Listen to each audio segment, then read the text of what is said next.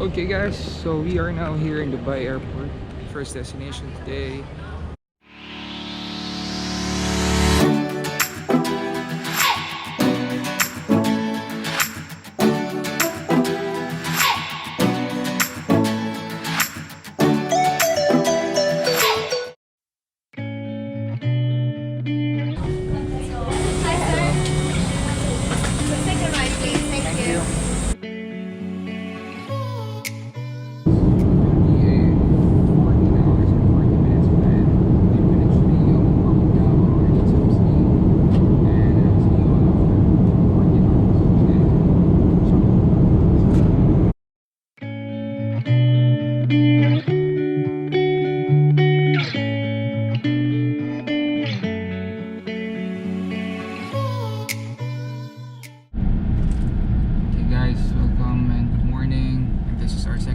Brazil, and we're gonna have a tour today. We'll visit the most visited places here in Rio, and we took a tour from TripAdvisor.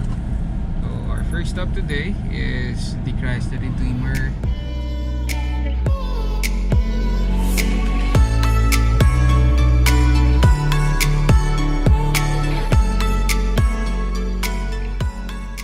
We are going up now, and in just a few minutes we will see the Christ the Redeemer.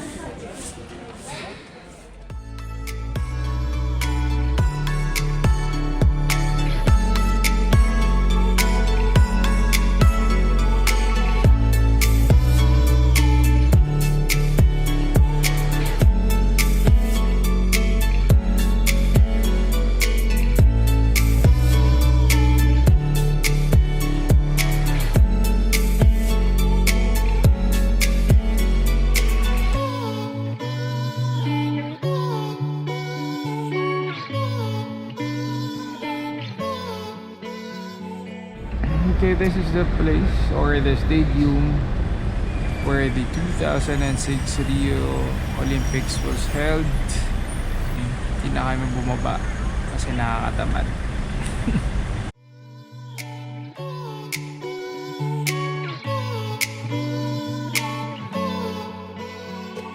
Here we are in Sembodromo. This is the place where the Carnival, the very famous festival here in Rio, and I asked how much is the ticket cost to watch the carnival, and it's around $150 now, the cheapest one. Let's see what's inside there. So since walang carnival, you can rent these costumes. You can rent this for 10 reais, around 9 or 8 dirhams lang conversion. Paparate po yung asawa ko.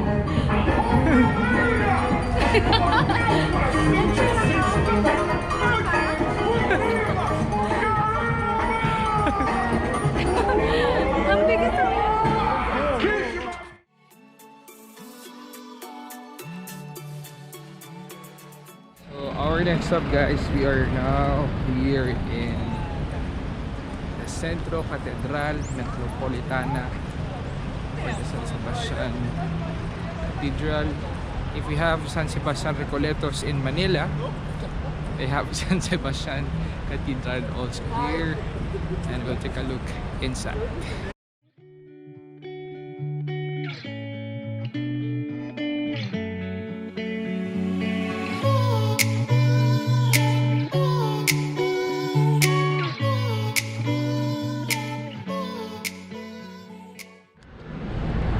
Okay, so at last medyo maaraw na.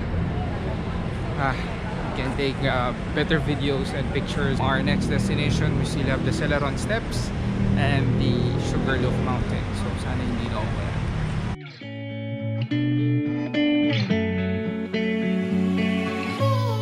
We're now here in the Celeron Steps, the very famous Celeron Steps.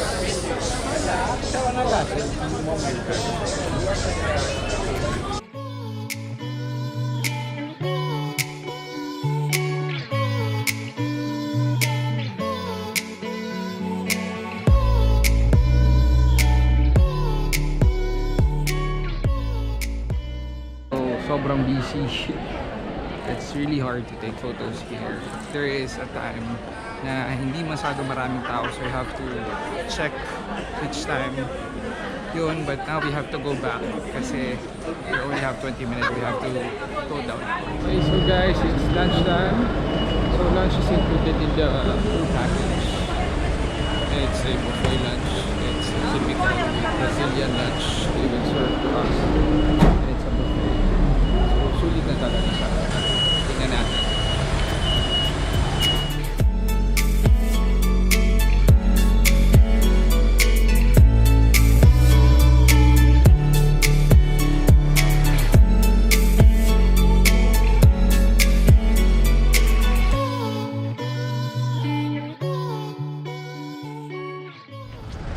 Okay, our next stop is the Sugarloaf Mountain, so we will take a cable car going up there. Let's go.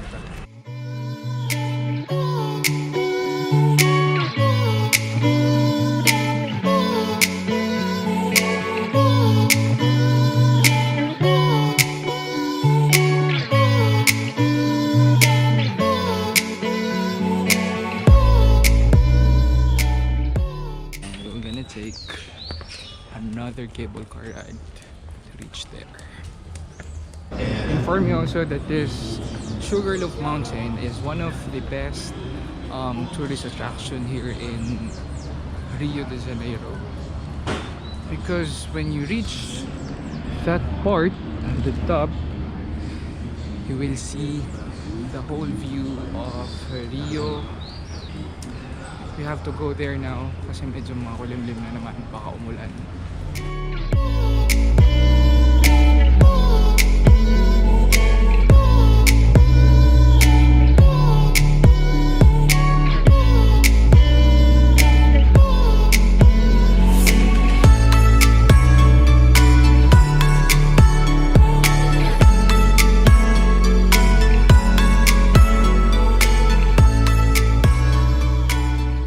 This is the whole view of the beach that we were staying on, that area side, the other side of Rio.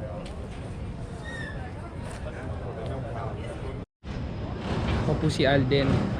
Dito ko nga po pala na-meet si Katin Bernardo sa Brazil po, hindi po sa Hong Kong. Miss?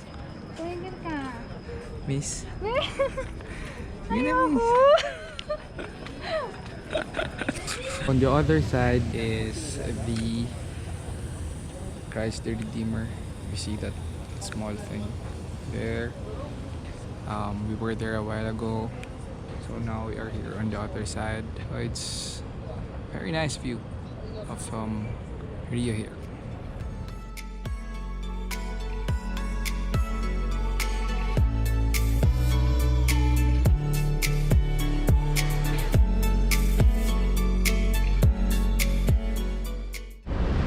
Okay guys, good morning, and it's our third day here in Rio, and our first activity today is Havaiana slippers. This is the flagship store here in Rio.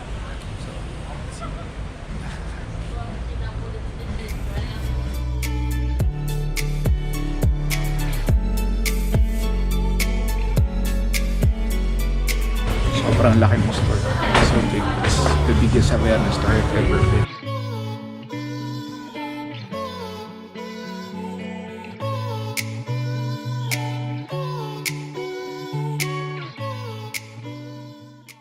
See the price. It's 52. It's 49. So roughly around parang mga nasa less than 2 dirhams lang yung difference, which is in Abu Dhabi it was around 90 to 100 dirhams. So parang marami yata akong magbibili dito.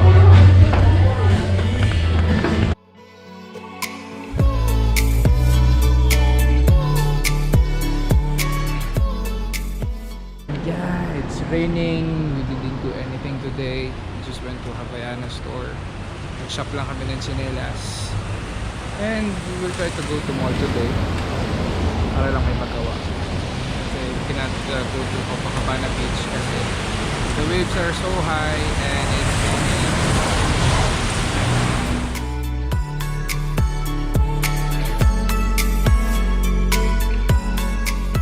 We are here in the Botafogo area. We are in the Botafogo Praia Mall. Umipa tayo sa isang mall. This is one of the biggest mall here in Rio. We are in Rio Sul Mall. We'll just look around, then we're gonna have dinner. Our last dinner here. Tomorrow early morning going to the airport. You're tired. She's tired. Magde-date po kami.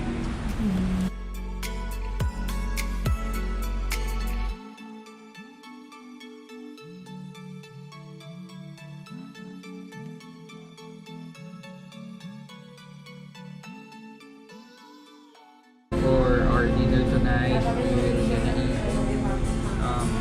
starting to be fine dining. So just gonna try. For a change naman kasi for this past 3 nights dun lang kami kumain sa malapit sa my hotel. So we'll give something special for last night here in Rio. For anything else, I cannot leave Rio without tasting this. This is what they call the Camprinha. It is very famous here in Rio. Never go out of Brazil without tasting the Camprinha. Okay. So what we have for tonight? Chicken for my baby, of course. And I have this steak tartare. Okay. Cheers.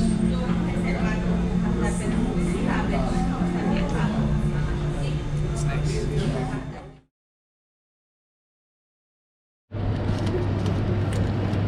So we're leaving Brazil now. Congratulations to us. We got unloaded. Thank you, Abianca. Yeah, see you later, guys. Ciao. Okay, guys, it's already 5:29. Hindi pa rin nagbo-boarding. We're still here. And now, we're already 1 hour delay and still we don't know what time we're going to depart from here. Okay, guys, give you an update. We're already 4 hours delayed. So they don't know if this aircraft is flying or not. They said it's cancelled and now we're stopped inside the bridge. What? AliExpress. It's a very unfortunate event. Flight is cancelled. The next available flight will be tomorrow. We have time now to swim. Copacabana. It's sunny outside. It's very nice weather. Yun na lang natin, isa magmukmuk, mainit ang ulo. So we're now going to the beach. At last, after 3 days of rain, nakabisita din kami because our hotel is just like 3 minutes walk on the other side of the beach.